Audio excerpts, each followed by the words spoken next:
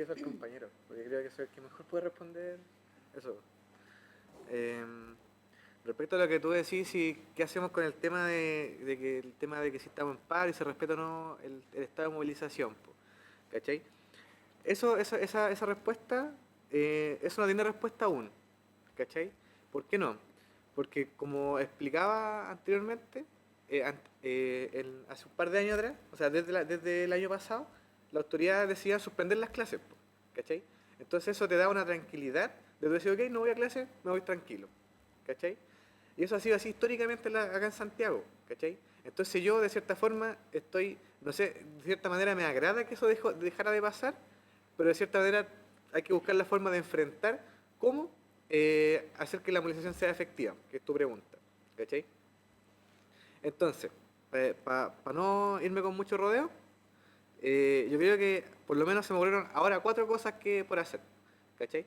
La primera, que tiene que ver con que es como la que menos me gusta en verdad, porque creo que es la que trae menos beneficios para nosotros, porque en otras universidades se hace también, que es un poco que la federación negocie con las autoridades, ¿cachai? De manera general, para que se den permiso para ciertos tipos de movilizaciones. ¿Cachai? Entiéndase llamado a movilizar, por ejemplo, creo que en la USACH, cuando tienen llamados, cuando se adhieren Cuando convoca. claro, cuando convoca como con FECH, Dan como que horario protegido. automáticamente se... Es Entonces, que dan votan. horario protegido así como de las Claro. 9:30 hasta las 5 de la tarde cuando convoca la confecha. Pero no cuando adhiere. Cuando adhiere hay que pelearlo o votar a paro. Pero eso. Claro, entonces esa es una, ¿cachai? Que es una pega que estaría pendiente, que tiene que hacer como nuestra orgánica estudiantil, po, ¿cachai? La otra es que se dispute por cada departamento, po, ¿cachai? Porque en definitiva nosotros, a diferencia de las otras universidades, que son como que tienen otras carreras, nosotros como que nuestros departamentos tienen bastante libertad, po, ¿cachai? No somos como una facultad de ingeniería, sino que como que cada departamento de cada carrera tiene como la opción de decidir respecto a sus ramos, po, ¿cachai? Entonces hay otro trabajo a través de los centros estudiantes que se vaya directamente como espacio dentro de cada localidad, dentro de cada departamento, ir disputando eso también, po, ¿cachai? En el caso de que el departamento respete un cierto estado de movilización o no, que eso también es pega para los centros estudiantes, también tiene que ver con una pega de nuestra orgánica estudiantil, po, ¿cachai? Eh, lo otro, que ya me empiezan a gustar un poco más, que tiene que ver con la organización más que nada de ustedes mismos, como bases, ¿cachai? Como estudiantes de base, organizar a sus compañeros, pues, ¿cachai? Porque igual ha pasado, no sé, pero varias personas me han contado cuando se llama a movilización, los mismos compañeros se organizan, se conversan entre ellos y dicen, ¿sabes qué cabrón? No vamos a entrar a clase y no se entra, ¿cachai? Y entonces, porque ahí como que vienen a buscar la tranquilidad, respaldándose también a sus compañeros, pues, ¿cachai? Onda, llegáis acá a tu horario de clases, ponte tú, si ya cabrón, sé que juntémonos, ¿cachai? Y conversamos y no se entra, ¿no? Y no se entra, ¿cachai? Y punto, ¿cachai? Si nadie entra, no existe ninguna posibilidad de que en definitiva te tomen alguna evaluación o algo así, pues, ¿cachai? Eh, la otra es intervenir las clases, pues, ¿cachai? O sea, si tú tenés suficiente, o sea, si tenés la... ¿No? ¿Qué no? Esta comisión como yo. No me refiero a eso. No me refiero a eso, me refiero a que, por ejemplo, tú pedís la palabra, ¿cachai? Al inicio de la clase y te ponías a discutir el tema con el profe, pues, ¿cachai? Porque en definitiva, si tú tenés, o sea, al menos como yo lo veo, que la Confech, no, aparte de llamar a una movilización, probablemente tal como una marcha, ¿cachai? Igual se declara en estado de movilización y eso, ¿cachai? Significa que no significa solamente ir a marchar, sino que también significa intervenir los espacios, significa discutir de los temas, ¿cachai? Significa generar instancias de discusión y en la misma clase probablemente, si tenéis buena suerte con algún profe que no sea tan duro para sus cosas, ¿cachai? Probablemente se dé una conversación en torno a lo que está pasando, pues, ¿cachai?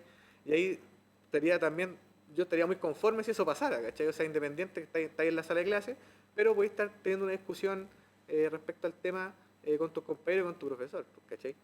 Eh, eso se me ocurre que por hacer, lamentablemente, como te digo, o bacán que haya pasado, que la autoridad deje de ser como el que avala o no te avala una movilización. Yo creo que eso estaba mal, derechamente, ¿cachai? Porque en el fondo si ellos decidían a fin de cuentas, o sea, da lo mismo cuántos votáramos, ¿cachai?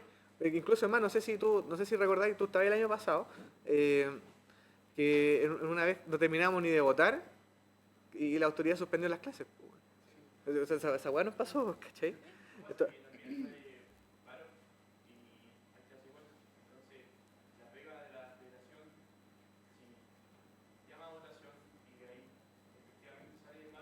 Ajá.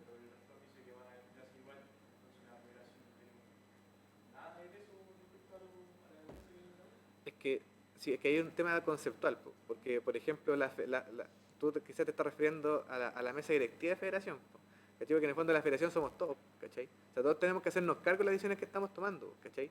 En definitiva, pues imagínate, o sea, es casi un tema operacional, ¿cachai? O sea, es imposible que... Está bien, por eso digo, el primer punto que mencioné tiene que ver con lo que puede hacer una mesa directiva de federación, ¿cachai? Con asegurar ciertos bloques protegidos en caso de que haya una convocación a una marcha, por ejemplo, ¿cachai? Pero todo lo demás tiene que ver con qué podemos hacer nosotros mismos para que sea una movilización efectiva, ¿cachai? Yo creo que un poco es hacerse cargo también de la decisión, ¿cachai? O sea, en el fondo, si tú das un voto de sí a una movilización, de sí a un paro, de sí a lo que sea, ¿cachai? Significa que tenés que, de cierta forma, hacerte cargo también, ¿cachai? O sea, y esa construcción, que aún no existe, es la que yo creo que es un desafío que tenemos nosotros acá, ¿cachai? Porque ahora sucede esto que tú estás preguntando, ¿cachai? Entonces, por eso digo, yo te tiré 4 cosas que se me ocurren por hacer, ¿cachai? Que hay que estudiar y revisar cuál va a ser el camino, ¿cachai?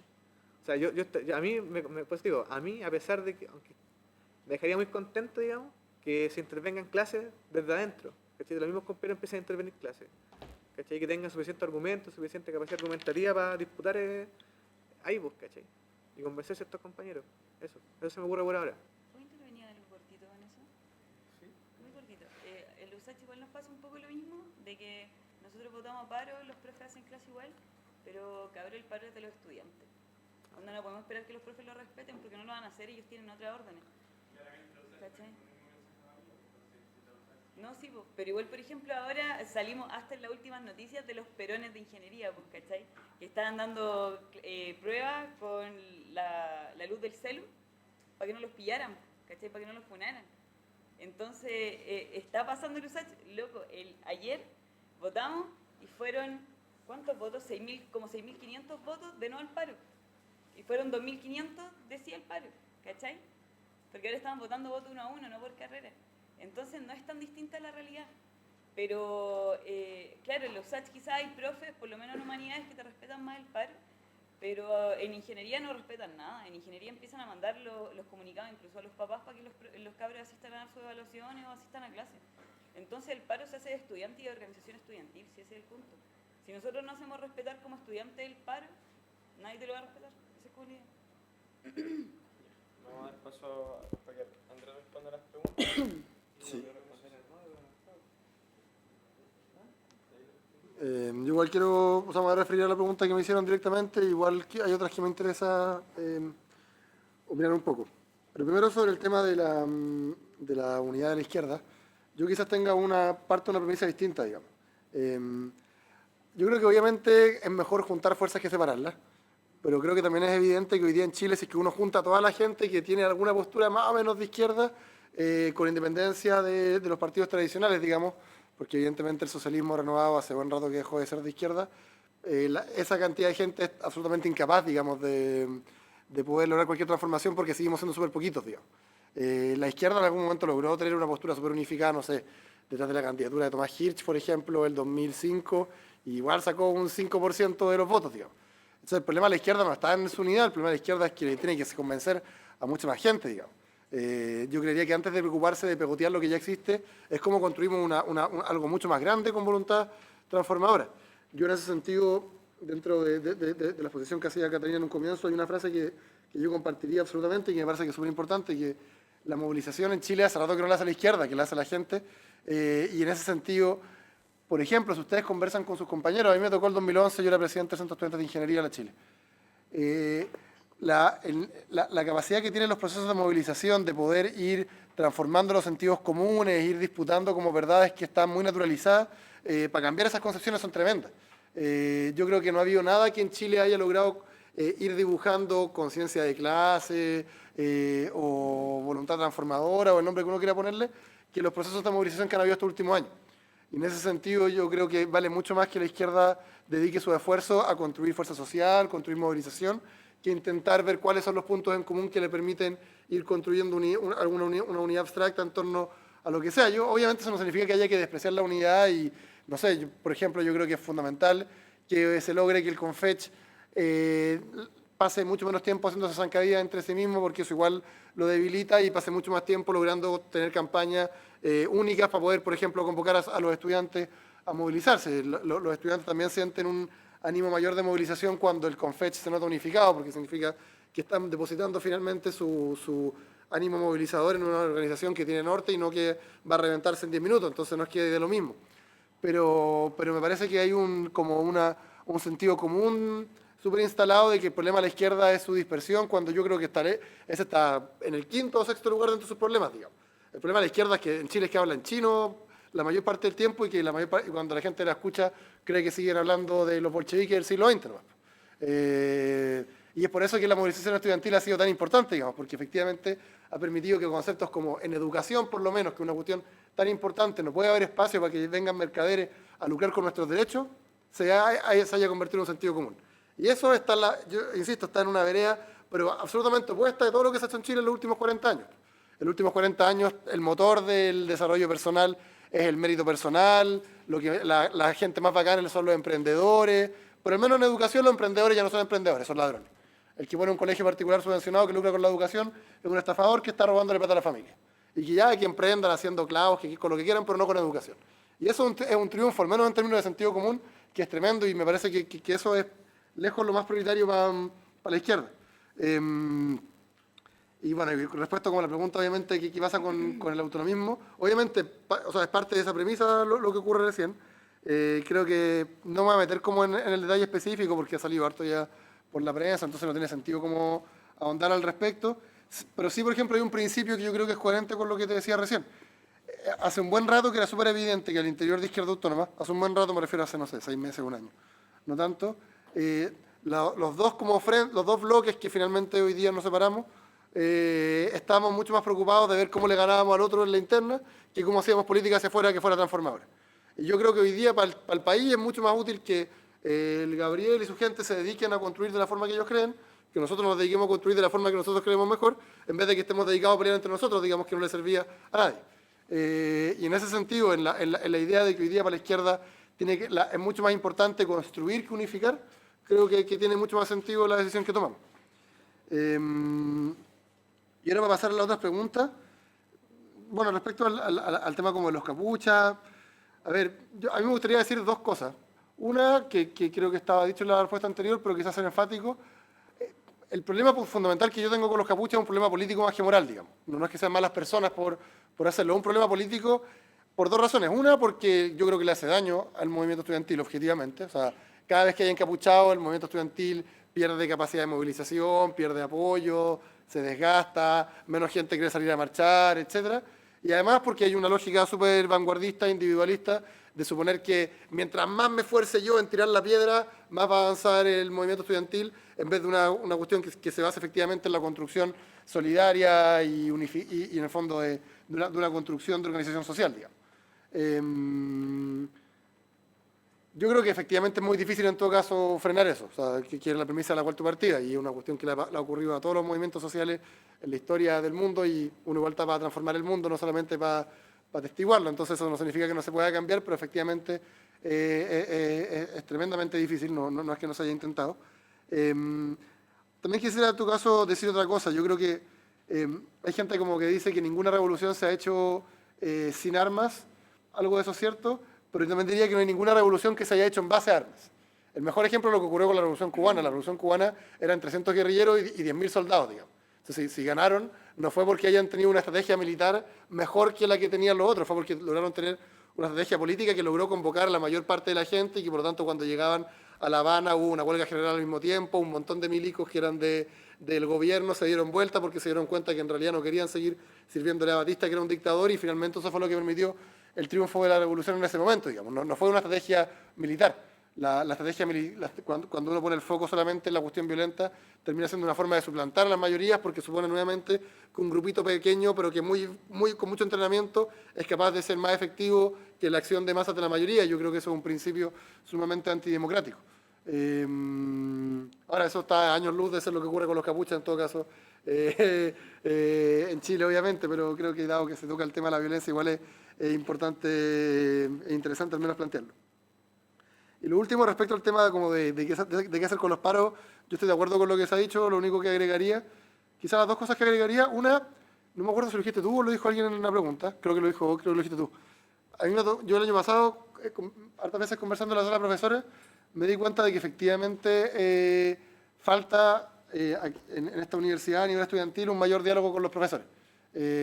A mí me dio la sensación en conversaciones igual bien somera, entonces no es una opinión como demasiado profunda, pero de que hay muchos profes que sienten como simpatía quizás por lo que se hace acá a nivel estudiantil, pero que rápidamente se estableció como una división como estudiantes versus profesores y que eso terminó como imposibilitando que muchos profes que podrían haber apoyado con más fuerza las movilizaciones acá adentro no lo hicieran. Y creo que si es que uno quiere lograr ganar efectivamente el apoyo, o sea, mientras más apoyo es mejor y en particular en una pelea al interior de la universidad, el rol que juegan los profesores es fundamental, digamos. Entonces yo creo que uno tiene que siempre tener la vocación de invitar más a los profesores y a los académicos a participar de todas las instancias de movilización. Con el resto estoy de acuerdo, en el fondo. Acá lo fundamental es la organización estudiantil.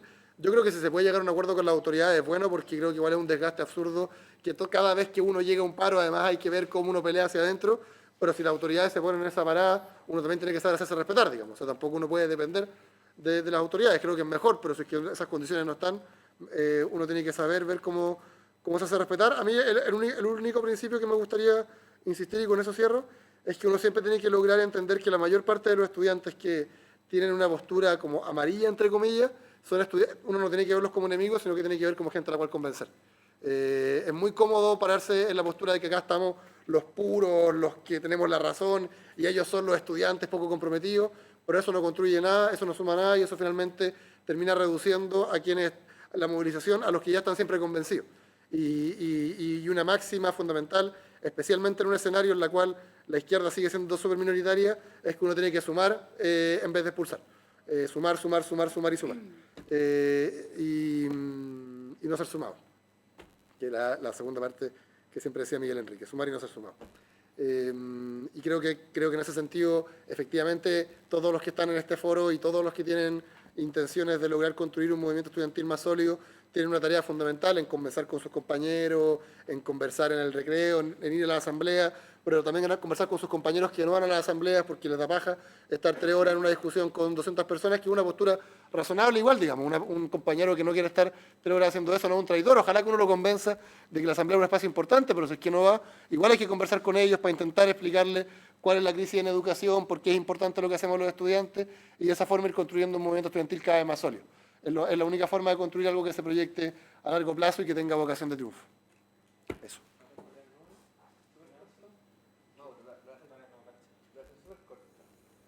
En orden de importancia, que la negociación con las conversaciones con otros estamentos la iniciamos muy tarde, fuimos poco perseverantes, porque lo intentamos, pero fuimos poco perseverantes, que fue poco transparente la elección de los representantes en las mesas negociadoras.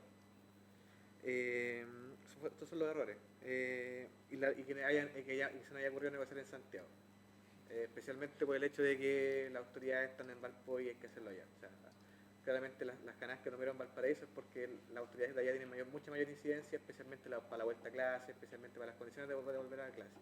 Eso, y lo que más me dolió, lo que más me marcó, fue la comisión para los cabros que los llevaron detenidos. Eso es lo que más me tiene todavía preocupado, digamos, que no me deja dormir hasta que esa hueá no salga pronto. Bueno, eso. Bueno, chiquillos.